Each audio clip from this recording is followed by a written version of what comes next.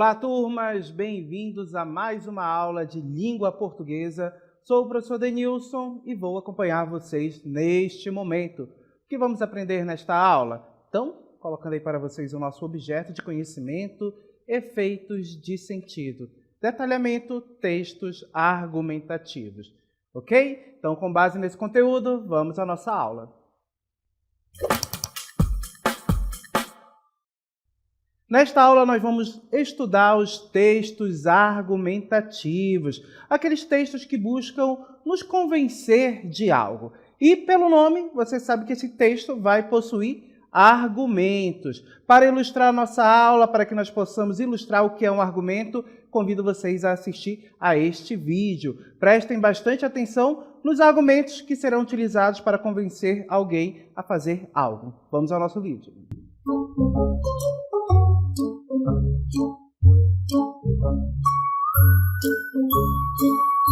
Oi pessoal, hoje nós vamos testar o poder de convencimento e argumentação dos nossos colegas. Olha só, imagine que você quer que o seu amigo faça aquele tambaqui assado delicioso para vocês se confraternizarem no fim de semana. O que você faria para convencê-lo a fazer isso, a fazer esse tambaqui para você? Eu te acompanho a vir comigo agora, saber aí o que os nossos colegas vão usar como argumento para convencer a fazer esse tambaqui. Vamos lá. Professor, o senhor está com seu amigo, né? E o senhor tem que convencer ele a fazer um tambaqui assado para o senhor. Qual o argumento que o senhor utiliza? Qual o poder de convencimento que o senhor vai ter para que ele faça esse tambaqui assado? Não sei, talvez que é muito bom, é muito gostoso de comer, tá todo mundo com vontade, bora fazer um tambaqui. Muito bem, boa. Vamos saber de mais alguém aqui. Vem pra cá, vem, acompanha aqui comigo, vamos lá. Vamos lá. Professora Deísa, a senhora, diga pra gente, olha só, a senhora vai ter que convencer um amigo a fazer um tambaqui assado para vocês se confraternizarem no final de semana. O que a senhora utilizaria como argumento? Eu diria que o peixe, o tambaqui, é muito gostoso, feito de forma assada. Muito bem, olha, o assado, então, tá ganhando aí. Vamos lá, vamos continuar aqui. Professora Rafaela, não, que a professora Rafaela tá roteirizando. Professor Renato. Ou faz o tambaqui ou a nossa amizade tá acabada. Olha só, ou faz o tambaqui ou a amizade tá acabada. Tô gostando dos argumentos aí. Será que esse tambaqui vai sair? Vamos chamar mais alguém? Vamos lá, vem comigo, vem. Professora Michele, olha só, a senhora tem que convencer um amigo a fazer um tambaqui assado pra senhora, tá? Qual é o argumento que a senhora utilizaria para ele fazer esse tambaqui? Amigo, lembra daquele dia que eu fiz aquela lasanha pra ti? Então, agora faz aquele tambaqui pra gente pro final de semana. Muito bem, olha só. Estamos conseguindo, então, convencer aí esse amigo a fazer esse tambaqui assado. Espero, então, que realmente esse tambaqui saia, né? E essa confraternização também possa acontecer. Espero que os argumentos tenham te convencido também. Muito bem, gente. E aí, o que você diria para o seu amigo para que ele fizesse um tambaqui assado para você também? Observem que, das diversas respostas, nós podemos ali analisar que os nossos colegas, os nossos professores, apelaram para argumentos diversos, dizendo que o tambaqui é muito bom, é muito gostoso, apelando aí para a ideia sensorial do sabor, né? Algo palatável, agradável, gostoso. Tivemos alguns que foram bem radicais e disseram, olha, faça um tambaqui para mim ou a nossa amizade está acabada. Então percebo que aí foi bem apelativo, colocou a pessoa contra a parede, certo? Já outra forma foi ali uma relação de troca. A nossa professora, a professora Michele, lembrou que ela fez uma lasanha para um amigo, agora ela está pedindo que o amigo retribua o valor, o agrado, né, fazendo um tambaqui assado. Então, observe que os argumentos são diversos, foram utilizados aí para fazer algo, para fazer você convencer o seu amigo a fazer um tambaqui assado. Então, o argumento tem essa função. Ajuda a sustentar uma ideia e ajuda a convencer de algo, certo? E um texto argumentativo, claro, sempre vai trazer argumentos. Ele tem uma ideia que ele defende, a ideia principal, o ponto de vista, o posicionamento, a tese. Perceba que esse texto possui essa ideia principal e ela é sustentada, ela é sustentada justamente pelos argumentos. Então, o que é um texto argumentativo? Colocando aí para vocês, olha só, um texto argumentativo é aquele que tem como objetivo principal defender um ponto de vista, uma ideia, uma opinião. Quando a gente fala em ponto de vista, gente, é a ideia, é a opinião, é a tese, tá bom? São diversas formas que nós podemos chamar esse ponto de vista, a ideia principal. E convencer o leitor a concordar com ele. Para isso, o autor usa argumentos, que são as razões, as provas ou os exemplos que sustentam a ideia principal. Então, os argumentos eles são fundamentais em um texto argumentativo, porque eles irão dar suporte, eles serão o pilar da ideia, certo? Imagine como uma construção. Quando você faz uma laje, se você não colocar os pilares, as colunas, o que vai acontecer com aquela laje? Ela vai desabar. Então, observe que os pilares são os argumentos, eles que irão sustentar a laje, que é o ponto de vista, a ideia principal. E toda vez que se escreve um texto argumentativo, diversas estratégias podem ser utilizadas para tornar esse texto mais persuasivo, ou seja, fazer com que esse texto tenha uma capacidade maior de convencer você de algo além dos argumentos. E aí, quais são essas estratégias argumentativas, ou seja, estratégias persuasivas? Vamos conhecê-las agora. A primeira delas, aí que eu destaco para vocês, é a elaboração do título. Observe que um bom título já nos chama a atenção e pode até adiantar a ideia que o autor quer defender. Assim como nos outros textos, na notícia, na resenha, na reportagem, sempre nós temos a elaboração de um título e um texto argumentativo também podemos ter um título. E percebam que esse título, ele funciona como um convite. Ele já funciona chamando a atenção da pessoa, um título chamativo, atraente, desperta no leitor a curiosidade de ler aquele texto, desperta o interesse. Vamos fazer uma comparação? Observem esses dois títulos que eu trago para vocês. A importância de beber água.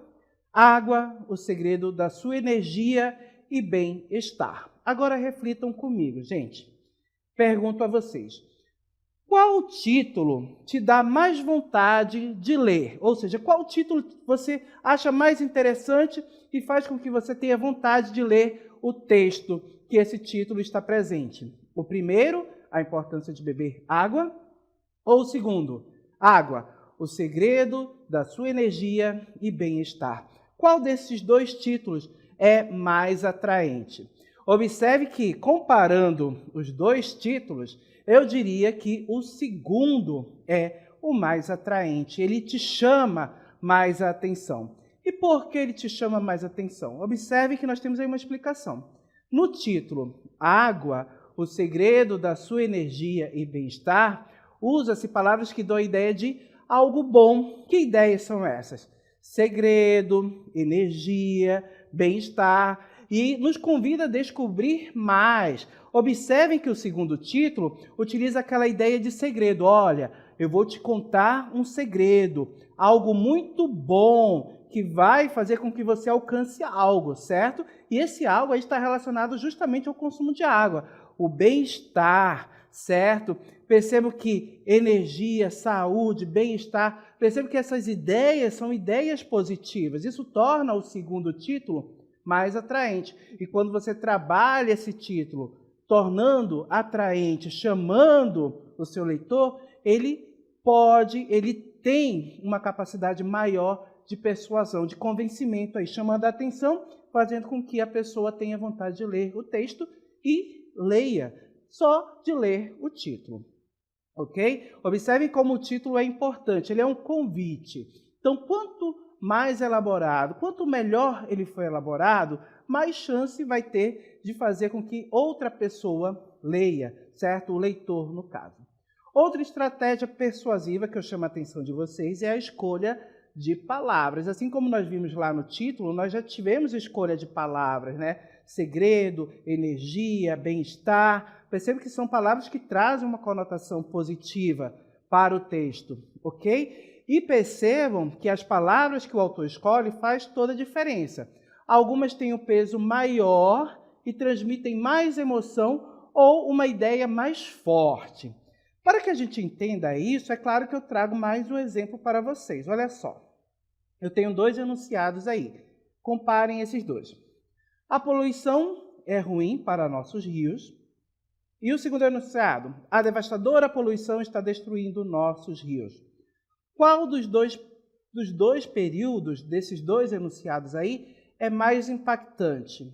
E por quê? Qual você diria que causa um maior impacto? O primeiro, a poluição é ruim para nossos rios, ou a devastadora poluição está destruindo nossos rios?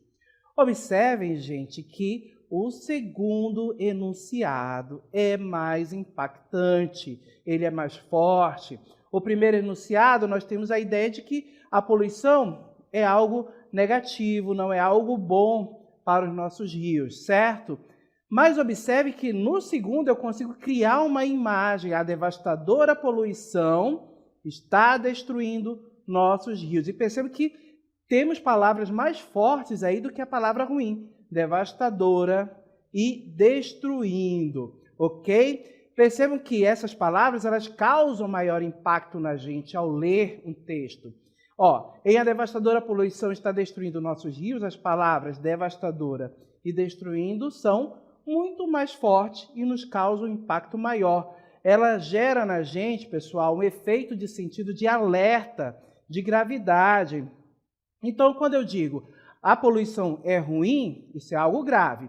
Mas percebo que quando eu digo a devastadora poluição está destruindo o nosso rio, eu trago um impacto maior. Eu gero uma ideia de gravidade muito maior. Eu intensifico. E, claro, eu consigo intensificar, gerar essa ideia mais intensa por meio da escolha das palavras, como devastadora e destruindo, que foram colocadas lá nos enunciados. Ok? Então, observem. A elaboração de um título, a escolha de palavras, tudo isso contribui para tornar o texto mais persuasivo e gerar efeitos diversos dele, efeitos de sentido.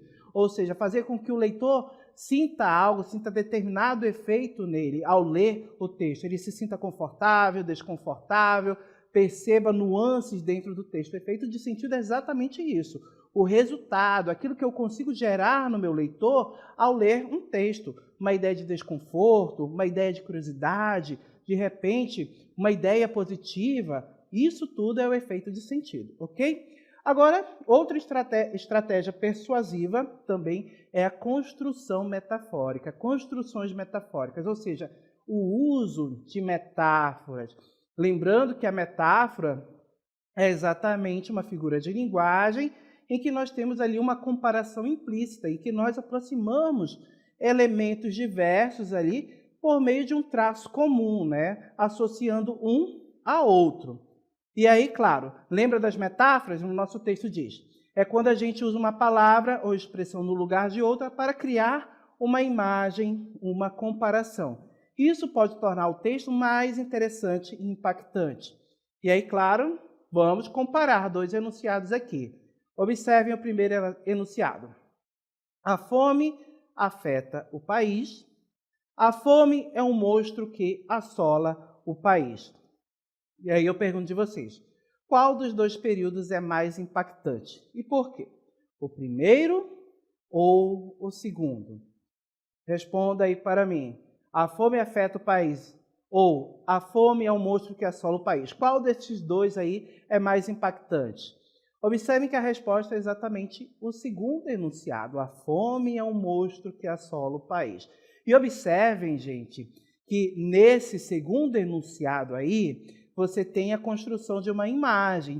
Que imagem? De um monstro, né? De um ser perverso, de algo assustador, algo muito grave. Então, observem que a palavra monstro cria essa imagem na gente.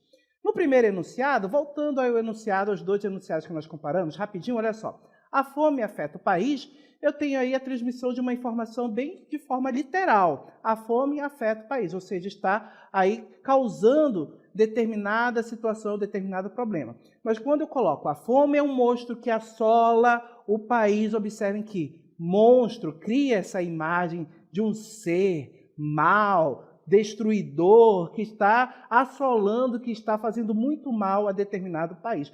Então, isso torna o segundo enunciado mais impactante. E é exatamente nesse segundo enunciado que eu tenho essa construção metafórica. Percebam que eu tenho dois elementos associados aí, a fome e a ideia de monstro. E observem que eu tenho uma comparação. A fome é comparada a um monstro de forma indireta. Então, percebo que eu construo a ideia da fome como um monstro. E isso faz com que eu tenha essa construção, essa ideia de que é algo ruim dentro do texto com esse enunciado. Ok? Explicando um pouquinho mais com o nosso texto aí, olha só, a fome é um monstro de verdade. Olha só, a fome não é um monstro de verdade, mas uma comparação que nos faz sentir o tamanho e a força do problema. Observem que quando eu faço essa comparação, eu crio essa metáfora de a fome com um monstro, eu intensifico essa ideia do problema. Então, percebe que causa um efeito de sentido na gente. Olha só, efeito de sentido de medo, porque é um monstro, né? É algo ruim. Medo e de algo assustador.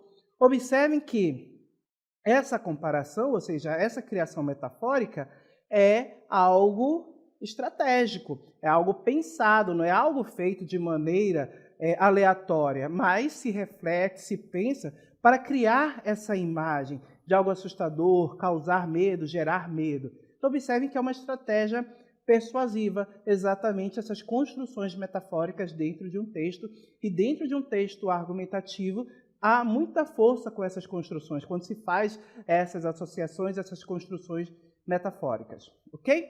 Vamos seguir mais uma estratégia persuasiva que pode ser utilizada nos textos argumentativos, é a explicitação e ocultação de fontes. Como assim, professor? O que é essa explicitação ou ocultação de fontes? Olha só, saber de onde vem a informação é fundamental para confiar no que lemos. Então, vamos entender um pouquinho mais. Vou trazer dois exemplos aqui, eu quero que você compare comigo. Eu tenho um primeiro período, observe aqui. Nesse primeiro período aqui, observe o que é dito. A saúde é o que mais preocupa 26% da população, segundo a pesquisa do Data Senado, Panorama Político, Opiniões sobre Democracia, Sociedade e Prioridades do Cidadão em um Contexto Pós-Eleitoral. Esse é o nosso segundo período. E o primeiro período, no caso. E o segundo período, colocando aí para vocês. Dizem por aí que a fome é o que mais preocupa a população. Agora eu questiono vocês. Em qual dos períodos há maior credibilidade? Maior possibilidade da informação ser verdadeira? No primeiro ou no segundo? Voltando mais uma vez no primeiro, olha só. A saúde é o que mais preocupa 26% da população, segundo a pesquisa do Data Senado, Panorama Político, Opiniões sobre Democracia, Sociedade e Prioridades do Cidadão em um Contexto pós-eleitoral. Segundo período, olha só, dizem por aí que a saúde é o que mais preocupa a população. Qual desses dois períodos, pessoal, tem mais credibilidade? Qual aquele que tenha a chance maior de que o que está sendo dito nele é uma verdade, é um fato? E aí, claro que você percebeu que o primeiro enunciado. Mas, meu Deus, por que o primeiro enunciado? Porque o primeiro enunciado diz exatamente de onde a informação foi retirada. Enquanto nesse segundo aqui, você observa que é algo como, disseram por aí, dizem por aí. Mas quem disse? Será que essa pessoa está falando a verdade ou não? Percebam que fica muito solto, é algo vago, certo? Então percebam que no primeiro eu tenho uma explicitação. Eu digo de onde eu estou tirando algo, eu vou mostrar de onde eu tirei a informação, certo? Já no segundo, eu omiti. E quando essa omissão acontece em textos argumentativos, certo? Textos de opinião também, percebo que essas omissões são perigosas, porque podem estar disfarçando aí podem estar buscando ocultar uma verdade ou enganar você. Ok? Então a gente já percebeu que o primeiro período é o que possui maior credibilidade, mais chance da informação ser verdadeira, porque diz de onde a informação veio. Olha só, a informação foi retirada de uma pesquisa do Data Senado. E, entre aspas, você verifica o nome da pesquisa: Panorama Político, Opiniões sobre Democracia, Sociedade e Prioridades do Cidadão em um Contexto Pós-Eleitoral. Tem o nome da pesquisa. Então, você pode ir lá no site do Senado, colocar o nome da pesquisa, que você vai encontrar exatamente a pesquisa que foi realizada, e pode verificar a informação, verificar este fato, ok? O dado estatístico também, 26%, que está lá nessa pesquisa. Então, é possível verificar a origem dessa informação. Eu digo de onde eu retirei, e como é de uma instituição séria, isso é uma verdade, é um fato. Já o outro, dizem por aí, percebo que essa ocultação de fonte do dizem, a indeterminação do sujeito, torna o texto aí com uma ideia muito vaga. Eu não sei se é verdade. Olha só, dizem por aí, pode ser senso comum, também não pode ser verdade. Ok? Para aprofundar um pouco mais o nosso conhecimento sobre essa explicitação de fontes, olha o que o nosso texto diz. Olha só. Quando o autor diz, segundo os dados do IBGE, como aponta a pesquisa da Universidade X, ele nos passa o quê? Confiança. Isso nos faz acreditar que a informação é verdadeira e que o argumento é forte. O efeito de sentido é de credibilidade. Por que de credibilidade, gente? Porque eu posso rastrear essa informação. Eu posso verificar o nome da instituição, como o IBGE, a afirmação que foi feita lá. Segundo o IBGE, verifiquei que é o IBGE que está falando. Vou lá no site do IBGE, faço uma pesquisa e eu encontro a informação lá, ok? Então, perceba que eu posso rastrear, eu posso encontrar, confirmar a informação. Já quando eu tenho omissão, isso não é possível. Para que a gente possa entender um pouco mais sobre essa omissão, a ocultação de fontes, olha só. Por outro lado, se o autor diz coisas como todo mundo sabe que, dizem por aí, sem citar de onde tirou a informação, precisamos ficar atentos. Ele pode estar tentando nos convencer sem ter provas concretas, pessoal. O efeito de sentido aqui é de generalização, de verdade sem questionamento. Mas, na verdade, olha só, mas que, na verdade, não tem base sólida. Por que não tem base sólida? Você não consegue confirmar se isso é verdade ou não. Dizem por aí. As pessoas falam muitas coisas, mas o que é verdade e o que é mentira? Não é possível dizer exatamente. Então, percebo que essa omissão, essa ocultação de fontes é uma estratégia também de generalização, como se aquilo fosse uma verdade universal que busca mascarar, de repente, determinada informação ou enganar você. Isso aí também é uma estratégia que busca te enganar. E a gente precisa ficar muito atento a isso quando ocorre esse tipo de situação em texto. Principalmente textos argumentativos, textos de opinião, certo? Porque isso daí pode te trazer uma informação errada, te fazer pensar de maneira errônea ou te enganar, realmente, ok? Agora que nós já vimos tudo isso, das estratégias, a elaboração do título, construções metafóricas, escolhas de palavras, exatamente a indicação de fonte, a omissão de fonte, nós vamos agora praticar um pouquinho, certo? Então, vamos pegar aí um texto de opinião, textos argumentativos também, certo? Que é exatamente um editorial, que vai falar da relação do homem com a inteligência artificial. E aí o nosso texto. O futuro é híbrido. A convivência entre máquinas e pessoas já não é uma possibilidade futura, é o presente. Em vez de substituir a inteligência humana, a tecnologia tem se mostrado uma aliada poderosa, sobretudo ao automatizar tarefas repetitivas e liberar tempo para o que as máquinas ainda não sabem fazer, ainda não fazem. Pensar estrategicamente, criar, inovar e sentir. O futuro dos negócios não será apenas tecnológico, mas exclusivamente humano. Será híbrido. E esse futuro já começou. Segundo o relatório do Fórum Econômico Mundial, cerca de 43% das tarefas corporativas já podem ser automatizadas. Ainda assim, habilidades como pensamento analítico, criatividade e inteligência emocional seguem entre as mais valorizadas. Isso mostra que a transformação digital não substitui as pessoas, mas redefine o seu papel. A tecnologia potencializa o talento humano, liberando-o para focar em atividades mais estratégias e significativas. Na prática, muitas empresas já colhem os frutos dessa integração. A Magazine Luiza, por exemplo, usa a inteligência artificial para agilizar o atendimento, mas mantém o atendimento humano em demandas mais sensíveis, garantindo uma experiência mais completa. Já a Natura utiliza algoritmos para prever estoques e tendências, enquanto suas equipes se dedicam à inovação e a projetos socioambientais. Ferramentas como ChatGPT, Notewai, Power BI e outras plataformas baseadas em inteligência artificial estão reformulando a rotina corporativa. Elas ajudam na produção de conteúdo, na organização de dados e na automação de diagnósticos, mas a interpretação dessas informações e as decisões estratégicas ainda dependem e devem continuar dependendo da sensibilidade e do julgamento humano. Cabe à liderança fomentar esse equilíbrio, criando ambientes em que pessoas e máquinas colaborem de maneira inteligente e complementar. O futuro é híbrido, porque une o melhor dos dois mundos. Empresas que entenderem essa sinergia terão mais capacidade de inovar, crescer e se adaptar diante das rápidas transformações do mercado. Mais do que acompanhar a evolução tecnológica, será necessário liderar sua aplicação com propósito, responsabilidade e visão humana. É assim que se constrói o amanhã.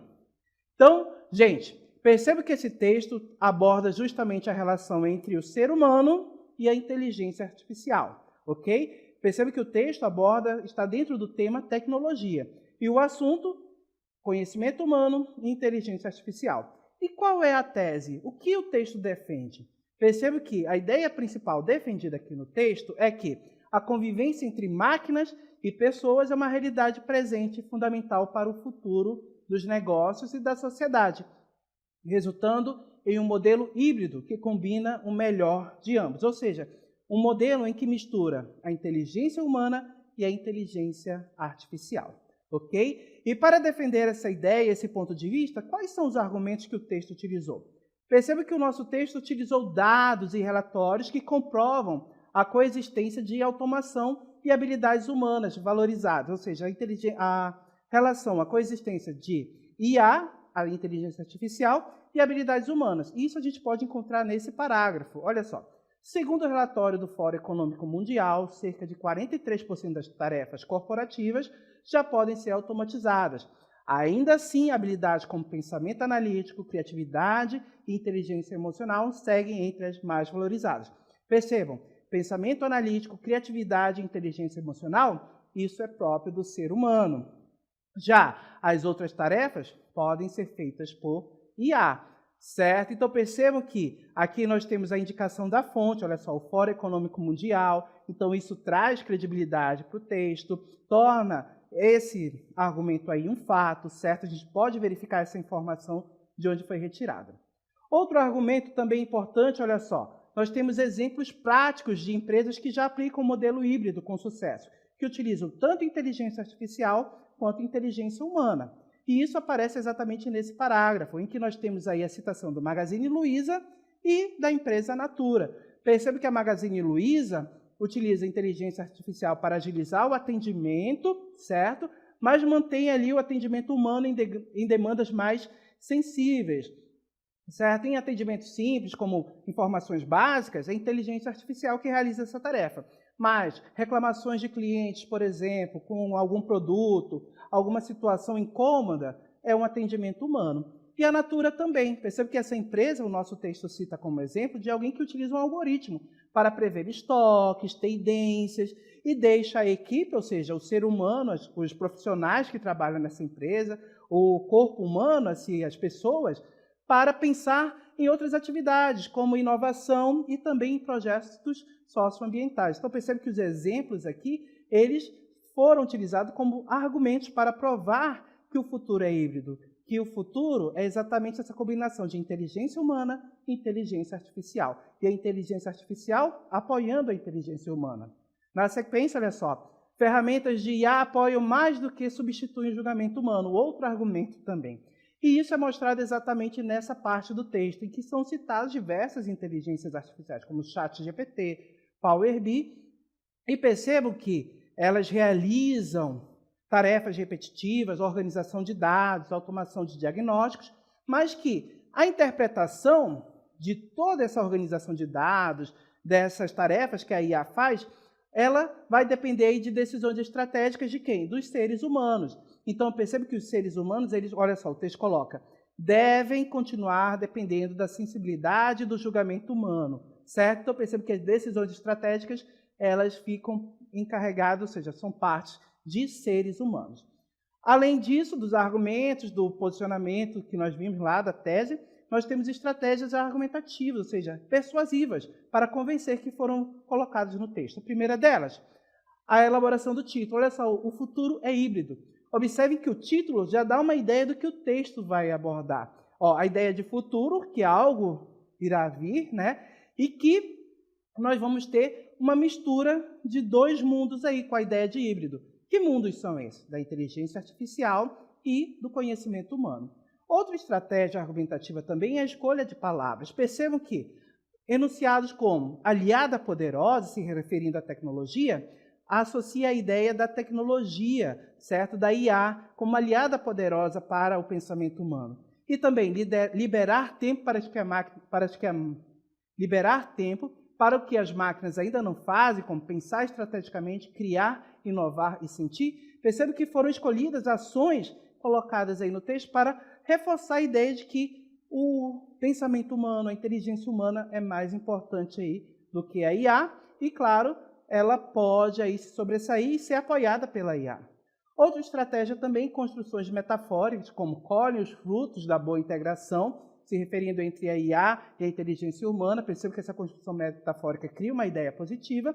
E, como já mencionado, a explicitação de fontes, olha só. Percebo que foi dito aí que essa informação de tarefas corporativas já pode ser automatizada, foi retirada do Fórum Econômico Mundial, de um relatório. E percebo que esse relatório aí, você pode consultar, pode verificar essa informação. Ok? Então, isso traz credibilidade para o texto. Agora, para finalizar a nossa aula, para que serve tudo isso? Para que serve tudo isso que nós aprendemos?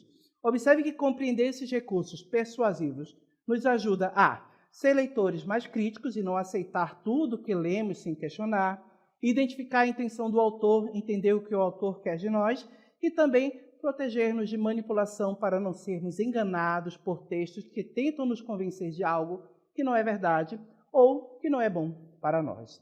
Ok, gente? Dito tudo isso, vamos finalizar a nossa aula aqui.